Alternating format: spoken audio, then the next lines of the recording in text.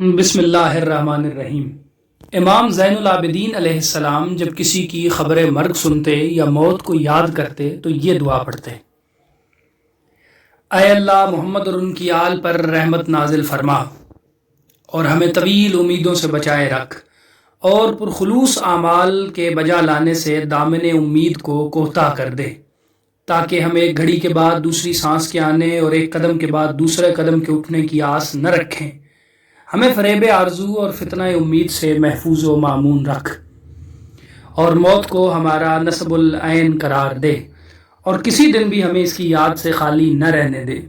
اور نیک اعمال میں سے ہمیں ایسے عمل خیر کی توفیق دے جس کے ہوتے ہوئے ہم تیری جانب باز گشت میں دیری محسوس کریں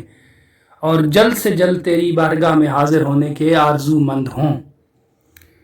اس حد تک کہ موت ہمارے انس کی منزل ہو جائے جس سے ہم مشتاق ہوں، اور ایسی عزیز ہو کہ جس کے قرب کو ہم پسند کریں۔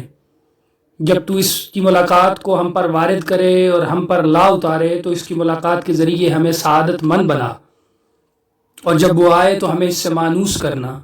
اور اس کی مہمانی سے ہمیں بدبخت قرار نہ دینا، اور نہ اس کی ملاقات سے ہم کو رسوا کرنا، اور اسے اپنی مغفرت کے دروازوں میں سے ایک دروازہ اور رحمت کی کنجیوں میں سے ایک کلید قرار دے، اور ہمیں اس حالت میں موت آئے کہ ہم ہدایت یافتہ ہوں، گمراہ نہ ہوں، فرما بردار ہوں اور موت سے نفرت کرنے والے نہ ہوں، توبہ گزار ہوں، خطا کار اور گناہ پر اصرار کرنے والے نہ ہوں، اے نیکوکاروں کے اجر و ثواب کا ذمہ لینے والے اور بد کرداروں کے عمل و کردار کی اصلاح کرنے والے۔